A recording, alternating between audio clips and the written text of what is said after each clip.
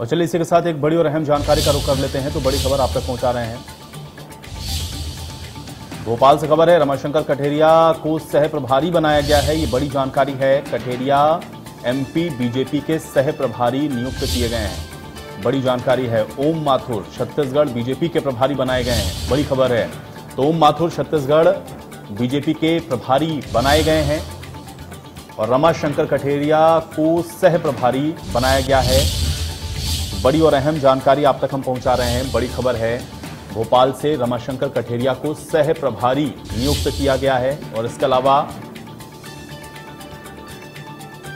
कठेरिया को मध्य प्रदेश में सह प्रभारी बना दिया गया है और ओम माथुर को छत्तीसगढ़ बीजेपी का प्रभारी नियुक्त किया गया है। तो ओम माथुर और कठेरिया दोनों को ये नई जिम्मेदारियां दी गई हैं। रमाशंकर कठेरिया को सह प्रभारी मध्य प्रदेश में बनाया गया है और ओम माथुर को छत्तीसगढ़ के अंदर प्रभारी नियुक्त किया गया है। तो मध्य प्रदेश और छत्तीसगढ़ दोनों ही जगहों पर भारतीय जनता पार्टी की तरफ से इन दोनों नेताओं पर यह बड़ी जिम्मेदारी दी गई है। कठेरिया मध्य प्रदेश बीजेपी के सह प्रभारी बनाए गए हैं और ओम माथुर छत्तीसगढ़ बीजेपी के प्रभारी के तौर पर नियुक्त किए गए हैं। तो बड़ी और अहम जानकारी है। बीजेपी की तरफ से ये जिम्मेदारियां तय कर दी गई हैं इन दोनों नेताओं की।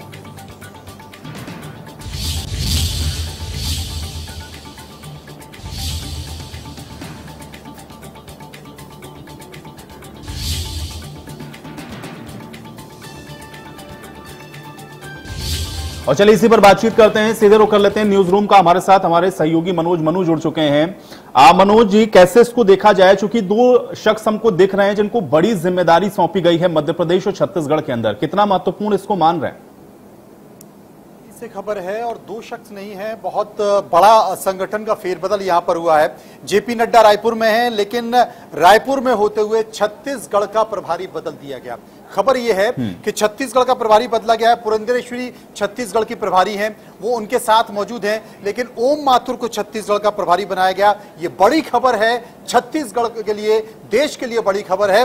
वो ओम माथुर जिनके पास महत्वपूर्ण जानकारी थी संगठन की, लेकिन उनको छत्तीसगढ़ का प्रभारी बना दिया गया है। बतौर छत्तीसगढ़ प्रभारी पुरंदेश्वरी सरकार को कोच रही थी, भूपेश बघेल को कोच रही थी, उनको हटा दिया गया है। अभी छत्तीसगढ़ में वो नड्डा जी के साथ है जो कि राष्ट्रीय अध्यक्ष हैं, अब उनको हटा के ओम माथुर को प्रभारी बना दिया गया। ये बड़ी खबर है। इसके साथ साथ मध्य प्रदेश में कोई परिवर्तन नहीं किया गया है। मध्य प्रदेश में जो मुरलीधर राव हैं उन्हें प्रभारी बनाकर रखा है। पंकजा मुंडे पहले से सह प्रभारी हैं, लेकिन एक और सह प्रभारी में यहां पर परिवर्तन किया गया है, वो रमाशंकर कठेरिया। रमाशंकर कठेरिया को यहां पर सह प्रभारी बना गया गया है, जो कि सांसद हैं उत्तर प्रदेश के। दूसरे जो तमाम और परिवर्तन किए गए वो मैं आपको बता देता हूं। विप्लव देव जो कि त्रिपुरा के मुख्यमंत्री थे, उन्हें हटा दिया गया, उन्हें हरियाणा का प्रभारी बनाया गया है। यह बड़ा परिवर्तन किया गया है। बिहार में विनोद तावड़े को प्रभारी बनाया गया है, पहले भी थे। सह प्रभारी हरीश द्विवेदी हैं जो कि सांसद हैं। इसके साथ साथ दादर नगर हवेली और दमनदीप में विनोद सोनकर जो कि सांसद हैं, उन्हें प्रभारी बनाया गया है। हरियाणा में विप्लव देव जो कि मैंने आपको बताया कि त्रिपुरा के मुख्यमंत्री हैं, उन्हें प्रभारी बनाया गया है। झारखंड में लक्ष्मीकांत वाजपेयी जो कि सांसद हैं उत्तर प्रदेश के, उन्हें प्रभारी बनाया गया है। केरल में प्रकाश जावड़ेकर केंद्र में मंत्री थे, उन्हें हटा दिया गया, उन्हें प्रभारी बनाया गया है। लक्षद्वीप में राधा मोहन अग्रवाल जो कि उत्तर प्रदेश के सांसद हैं, उन्हें प्रभारी बनाया गया है। और पंजाब में विजय भाई रूपाणी जो कि विधायक रहे हैं गुजरात के, उन्हें यहां पर प्रभारी बनाया गया है। तेलंगाना में चरण जो कि पंजाब के प्रभारी रहे हैं, उन्हें प्रभारी बना दिया गया, उनका राज्य बदल दिया गया है। इसके साथ साथ चंडीगढ़ में मैंने आपको बता दिया कि विजय भाई रूपाणी को प्रभारी बनाया गया है। राजस्थान में अरुण सिंह जो कि सांसद हैं और संगठन देखते हैं यहां पर दिल्ली में, संगठन कार्यालय के प्रमुख हैं, उन्हें प्रभारी बनाया गया है। त्रिपुरा में नोएडा के सांसद डॉक्टर महेश शर्मा, उन्हें प्रभारी बनाया गया है। इसके साथ साथ दो और परिवर्तन किए गए। पश्चिम बंगाल जिसमें कि कैलाश विजयवर्गीय मध्य प्रदेश के थे, वो प्रभारी थे, उन्हें हटाते हुए मंगल पांडे जो कि बिहार के हैं, एमएलसी हैं, मंत्री रहे बिहार की सरकार में, सरकार वहां पर गिर गई है, उन्हें प्रभारी बनाया गया है। नॉर्थ ईस्ट से डॉक्टर संबित पात्रा जो कि बीजेपी के प्रवक्ता हैं, उन्हें प्रभारी बनाया गया है, उन्हें संयोजक बनाया गया है। और उनके साथ सह प्रभारी के तौर पर ऋतुराज सिन्हा, यह परिवर्तन किया गया है। तो नड्डा ने अपनी टीम में परिवर्तन किया गया है। यह माना जा रहा था कि नड्डा अपनी टीम बनाएंगे, जेपी नड्डा जो कि बीजेपी के राष्ट्रीय अध्यक्ष हैं, वो अपनी टीम बनाएंगे। बड़ा परिवर्तन बीजेपी के संगठन में हुआ है। लेकिन सबसे बड़ी चौंकाने वाली बात है कि छत्तीसगढ़ के रायपुर में मौजूद है जेपी नड्डा, वहां की सरकार को कोस रहे हैं। उनके साथ प्रभारी पुरंदेश्वरी मौजूद हैं और पुरंदेश्वरी को हटा दिया गया है, ओम माथुर को छत्तीसगढ़ का प्रभारी बना दिया गया है। यह संगठन में बड़ा परिवर्तन हुआ है।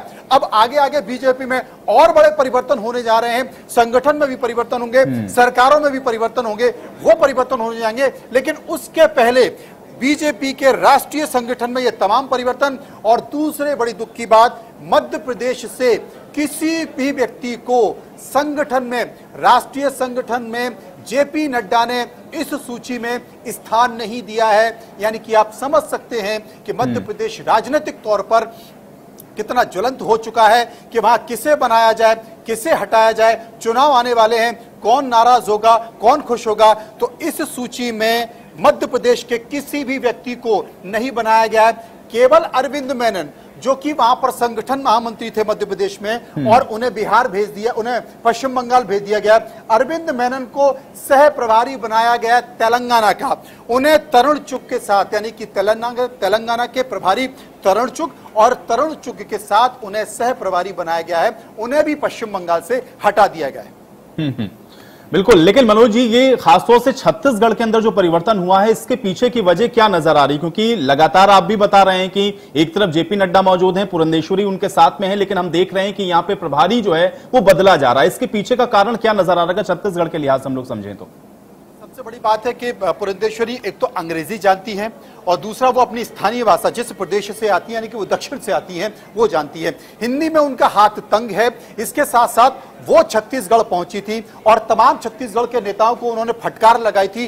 दो टूक में बहुत सारी उल्टी सीधी बातें, मतलब कह सकते हैं कि वहां के कार्यकर्ताओं ने और नेताओं ने इस बात की शिकायत की थी कि हम कोई डांट खाने के लिए क्लास में नहीं बैठे हैं। तभी से यह माने जाने लगा कि छत्तीसगढ़ में थोड़ा समझने की दिक्कत पुरंदेश्वरी को है। और क्योंकि वो हिंदी भाषी ठीक से नहीं है, इसीलिए ओम माथुर, जो कि राजस्थान के नेता हैं, सांसद हैं, बड़े नेता रहे, पहले भी वो महासचिव की भूमिका में रहे हैं, उन्हें छत्तीसगढ़ का प्रभारी बनाया गया है, जिससे कम से कम वो बेहतर तरीके से समझ सकें, लोगों की बातों को जान सकें। और हिंदी, उनकी हिंदी बहुत अच्छी है, इसलिए छत्तीसगढ़ में यह परिवर्तन किया गया है।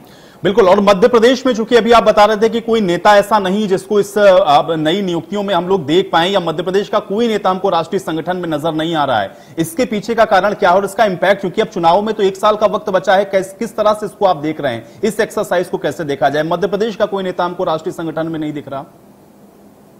देश में बहुत कुछ होना है और इसको लेकर मंथन चल रहा है, वो चाहे संगठन में हो या सरकार में हो। इसे लेकर लगातार चिंतन है, क्योंकि वहां पर एंटी इनकम्बेंसी बहुत है, वहां पर नेताओं के लड़ाई झगड़े बहुत हैं, वहां पर नेताओं का ईगो अब पार्टी से बड़ा हो चुका है। यह सबसे बड़ी परेशानी की बात है। और सबसे बड़ी बात है कि कार्यकर्ता वहां का बहुत हताश है, बहुत निराश है। इसलिए किसे हटाया जाए, किसे बनाया जाए, इस लड़ाई से पहले दिल्ली के मौजूद जो प्रमुख हैं, जो सब कुछ तय करते हैं, जो जानते हैं कि आखिर क्या करना है, उन्हें बहुत कुछ करना है, उसकी एक पटकथा, उसकी एक स्क्रिप्ट लिखी जा रही है। और जब वो स्क्रिप्ट पूरी हो जाएगी, उसके बाद मध्य प्रदेश में आपको परिवर्तन दिखाई देगा।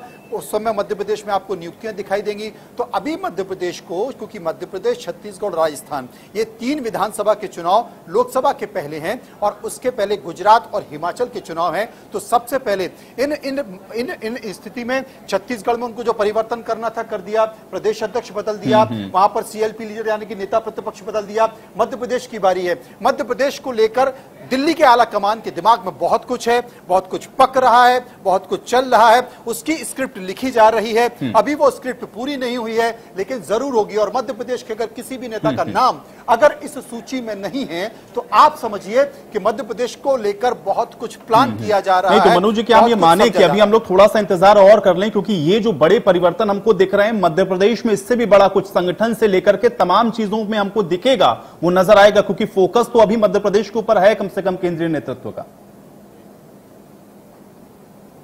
बिल्कुल आप ठीक कह रहे हैं कि अभी पूरी तरह से फोकस है, लेकिन यह पता करने की कोशिश की जा रही है, क्योंकि विधानसभा का साल है और विधानसभा चुनाव के पहले दिल्ली आला कमान नहीं चाहता है कि वो किसी को नाराज करे और किसी को खुश करे। इसलिए सबको संतुलित करने की कोशिश की जा रही है, उस संतुलन को बनाने की कोशिश की जा रही है। लेकिन वो संतुलन कैसे बनेगा, वो कैसे किया जाएगा, ये सिर्फ दिल्ली के दिमाग में है। और दिल्ली के दिमाग में है, अभी कोई नहीं जान पाया। हाँ, ये समझता हर कोई है, वहां का कार्यकर्ता भी जानता है कि कुछ हो रहा है, कुछ पक रहा है, कुछ घटने वाला है, और वहां के नेता भी ये जानते हैं, वहां की ब्यूरोक्रेसी भी इस बात की चर्चा कर रही है कि कुछ है जो घटने वाला है। लेकिन वो क्या घटने वाला है वो किसी को नहीं पता। उसकी स्क्रिप्ट लिखी जा रही है, वो पता करने की कोशिश की जा रही है। लेकिन इतना जरूर है कि अगर जेपी नड्डा जो कि राष्ट्रीय अध्यक्ष है, उन्होंने अपनी टीम बनाई है, अपनी टीम में फेरबदल किया है, और अगर इस फेरबदल में, क्योंकि मध्य प्रदेश के बारे में यह कहा जाता है वो एक ऐसा राज्य है, चाहे वो कांग्रेस हो या बीजेपी हो, वहां पे तमाम बड़े चेहरे हैं जो दिल्ली में अपनी उपस्थिति दर्ज देते रहे हैं। अब मंत्रिमंडल में आप देखें तो मंत्रिमंडल में भी करीब 4-5 केंद्रीय मंत्री हैं जो मध्य प्रदेश से आते हैं। इसके बाद संगठन में आते रहे। आपने देखा कि कैलाश विजयवर्गीय प्रभारी थे प्रभात झा। इसके साथ साथ अभी हाल ही में उज्जैन के जो सांसद रहे हैं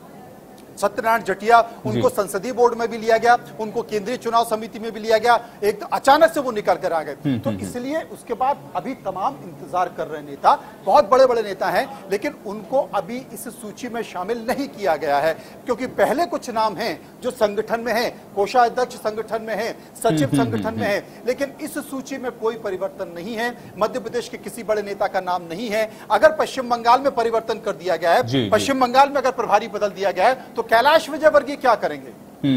क्या कैलाश विजयवर्गीय घर पर बैठेंगे? बिल्कुल नहीं।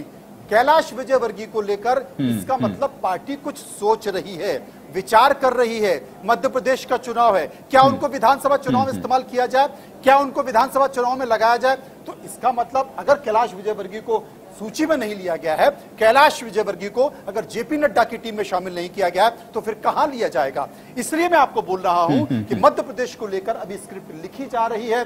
छत्तीसगढ़ की स्क्रिप्ट पूरी हो चुकी है, प्रदेश अध्यक्ष बदल दिया गया है, सीएलपी लीडर यानी कि नेता प्रतिपक्ष बदल दिया गया है, लेकिन अब इसके साथ साथ प्रभारी भी बदल दिया गया है। मध्य प्रदेश में परिवर्तन नहीं किया गया है। मुरलीधर राव प्रदेश प्रभारी हैं और अभी भी हैं, कोई परिवर्तन नहीं। पंकजा मुंडे जो कि महाराष्ट्र की हैं, वो सह प्रभारी के तौर पर हैं, लेकिन एक और परिवर्तन किया गया है, सह प्रभारी जोड़ा गया है रमाशंकर कठेरिया को, क्योंकि वो अनुसूचित जाति वर्ग से आते हैं। यहाँ पर जाति का भी समग्र बनाने की कोशिश की गई है, लेकिन मध्य प्रदेश के किसी नेता को इस सूची में स्थान नहीं दिया गया है। अगर पश्चिम बंगाल से कैलाश विजयवर्गीय को हटा दिया गया है, तो अब वो क्या करेंगे? घर पर नहीं बैठेंगे, वो दिल्ली के भी नजदीक। तो क्या हम मान के चले मनोज जी कि क्या उनकी भूमिका हो सकती है? मनोज जी, क्या अभी कैलाश विजयवर्गीय कर रहा है, कैलाश विजयवर्गीय को लेकर के जो बात आप कह रहे हैं, क्योंकि अगर उनको वेस्ट बंगाल से हटा रहे हैं, तो क्या हम ये माने कि एक बार फिर से भूमिका हमको उनकी दिख सकती है मध्य प्रदेश के अंदर? आप अपना सवाल दोबारा दोहराएं। मनोज जी, मैं ये कह रहा हूं कि कैलाश विजयवर्गीय अगर बंगाल के अंदर उनको वहां की भूमिका से हटाया जा रहा है, तो आप कह रहे हैं कि उनको घर नहीं बैठाएंगे। क्या मध्य प्रदेश के अंदर उनकी भूमिका हमको आने वाले समय में दिख सकती है? हो सकती है। उन्हें चुनाव में लगाया जा सकता है, उनको संगठन में लगाया जा सकता है, क्योंकि घर नहीं बैठाया जा सकता ना।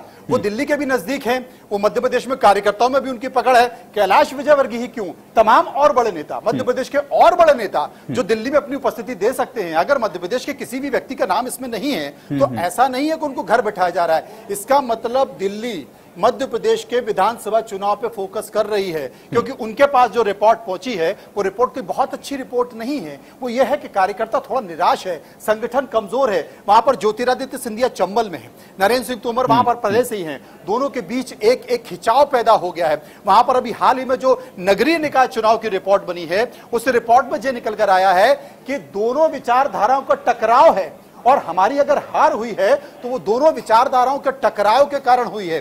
कार्यकर्ताओं का टकराव वहां पर देखा जा रहा है। तो कुल मिलाकर दिल्ली बहुत गंभीरता से विचार कर रही है, समझने की कोशिश कर रही है कि कोई गलती ना हो जाए, इसलिए स्क्रिप्ट लिखी जा रही है। वो स्क्रिप्ट क्या होगी कुछ नहीं कहा जा सकता, ये दिल्ली के दिमाग में है। लेकिन इतना जरूर है कि आगामी विधानसभा चुनाव को लेकर बीजेपी, चाहे वो मध्य प्रदेश हो, छत्तीसगढ़ हो, राजस्थान हो, बहुत गंभीरता से तैयारी कर रही है, गंभीरता से काम कर रही है, और वो स्क्रिप्ट अभी लिखी जा रही है। लेकिन मनोज जी, छत्तीसगढ़ पर आते हैं, क्योंकि मध्य प्रदेश में तो थोड़ा इंतजार अभी करना पड़ेगा कि और क्या नई जिम्मेदारियां होती हैं, लेकिन छत्तीसगढ़ की तस्वीर तो हमको पूरी क्लियर दिख रही है भारतीय जनता पार्टी के लिहाज से।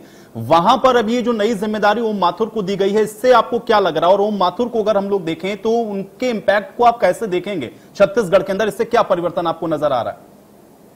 बीजेपी के बड़े नेता हैं, वो सांसद भी हैं और ओम माथुर के बारे में यह कहा जाता रहा है कि वो राजस्थान में जब भी मुख्यमंत्री बनने की बात चलती है तो उनका नाम चलता रहा है, लेकिन वो बन नहीं पाए और लंबे समय से इंतजार किया जा रहा है। हाल ही में उनका स्वास्थ्य भी खराब हुआ था, वो अस्पताल में भर्ती रहे, लेकिन लंबे समय से माना जा रहा था कि जरूर उन्हें कोई बड़ी जिम्मेदारी दी जाएगी। वो संगठन को लेकर उनकी प्रतिभा किसी से छुपी नहीं है, वो संगठन के तमाम लोगों के नजदीक भी हैं, मोदी जी के भी नजदीक हैं, इसलिए छत्तीसगढ़ एक चिंताजनक स्थिति में है क्योंकि वहां पर भूपेश बघेल की सरकार है। छत्तीसगढ़ में कोई ऐसा बड़ा नेता नहीं है जो संगठन को संभाल सके। पुरंदेश्वरी एक अच्छी नेता के तौर पर तो मानी जाती हैं, लेकिन वो छत्तीसगढ़ के संगठन और छत्तीसगढ़ के नेताओं को उस तरीके से संभाल नहीं पा रही थी। लेकिन ओम माथुर अगर पहुंच गए हैं तो वो संगठन के नेताओं को बहुत बेहतर तरीके से संभाल पाएंगे, क्योंकि कहीं ना कहीं एक भाषाई अंतर दक्षिण के नेताओं में जरूर आता है। पुरंदेश्वरी चाहे वो मीडिया की ब्रीफिंग हो, कार्यकर्ताओं को संबोधित करना हो या कार्यकर्ताओं से 1-to-1 मीटिंग हो, उस तरीके से कम्युनिकेशन गैप उनके साथ जरूर बना हुआ था, एक भाषाई परेशानी भी थी, इसलिए उनको वहां से हटाकर ओम माथुर जो कि विशुद्ध हिंदी भाषी राज्य से आते हैं वहां का प्रभारी उनको बनाया गया। और मध्य प्रदेश में मनोज जी जो डिले हमको दिख रहा है, क्या जिस ओर अब अभी आप इशारा कर रहे थे, चाहे हम लोग सिंधिया गुट को देखें या फिर नरेंद्र सिंह तोमर को देखें या जो रिपोर्ट्स अभी गई केंद्रीय नेतृत्व के पास अभी हाल के जो निकाय चुनाव हुए, क्या इन सारी चीजों का मंथन चल रहा है, इसलिए हमको अभी मध्य प्रदेश के अंदर थोड़ा इंतजार करना पड़ रहा है? छत्तीसगढ़ की तस्वीर क्लियर हमको इसलिए दिखती है। बीजेपी में आने के बाद एक कार्यकर्ताओं की बड़ी फौज है जो उनके साथ यहां पर आ गई, सबने बीजेपी की सदस्यता ले ली। अब आप देखें कि ग्वालियर का प्रभारी मंत्री कौन है। ग्वालियर का प्रभारी मंत्री तुलसी सिलावट है, ग्वालियर से प्रद्युम्न सिंह तोमर मंत्री बन चुके हैं, कोई बड़ा चेहरा बड़ा नाम नहीं है। अगर देखा जाए तो जो कुशवाहा है वो राज्य मंत्री के तौर पर वहां पर है, तो एक तरह से सिंधिया का प्रभाव ग्वालियर में ज्यादा देखा जाता है। अब यही कारण हुआ कि किसको पार्षद का टिकट मिलेगा, किसको विधायक का टिकट मिलेगा, और जब टिकट की मारामारी है तो फिर आप समझ सकते हैं कि विचारधारा या व्यक्ति का टकराव आ ही जाता है। और यही कारण हुआ कि विधानसभा चुनाव में हारने और जिताने का खेल रहा। चंबल संभाग में अगर देखा जाए तो 28 सीटें हैं। अब ये सीटों बड़े परेशानी की स्थिति है। पिछली बार भी चंबल में खराब स्थिति हुई थी बीजेपी की, यही गुटबाजी के कारण बीजेपी परेशान हुई थी। तो ये विचारधारा का टकराव है जो कि संगठन ने दिल्ली रिपोर्ट भेजी है, उस रिपोर्ट में भी इस बात का जिक्र है कि कार्यकर्ताओं का दो विचारधारा का टकराव, भले ही बीजेपी में सिंधिया और उनके लोग आ चुके हों, लेकिन बीजेपी वालों से वो उस तरीके से घुल मिल नहीं पा रहे हैं, बीजेपी वाले उस तरीके से उन्हें अपना नहीं पा रहे हैं, मिला नहीं पा रहे हैं। इसे कैसे खत्म किया जाए, इसे कैसे समेटा जाए, उसको लेकर भी स्क्रिप्ट चल रही है, उसको लेकर भी मंथन चल रहा है। तो कुल मिलाकर मध्य प्रदेश, छत्तीसगढ़ और राजस्थान तीनों को लेकर बीजेपी बहुत गंभीरता से मंथन कर रही है, क्योंकि किसी भी हालत में 4 महीने बाद लोकसभा के चुनाव हैं, अच्छी खासी लोकसभा की सीटें यहां से आती है। बीजेपी कोई रिस्क लेना नहीं चाहती है, वो ये मानती है कि मध्य प्रदेश हमारे पास है, हमें मध्य प्रदेश चाहिए, अब हमें राजस्थान और छत्तीसगढ़ भी चाहिए। तो उस तरह की प्लानिंग यहां पर बीजेपी की बन रही है। इसलिए संगठन हो, सरकार हो, दोनों में ही उसी हिसाब से रणनीति तैयार की जाएगी। चले मनोज जी बहुत शुक्रिया हमारे साथ जुड़ने के लिए, उस तमाम बातचीत के लिए। तो आप देख रहे हैं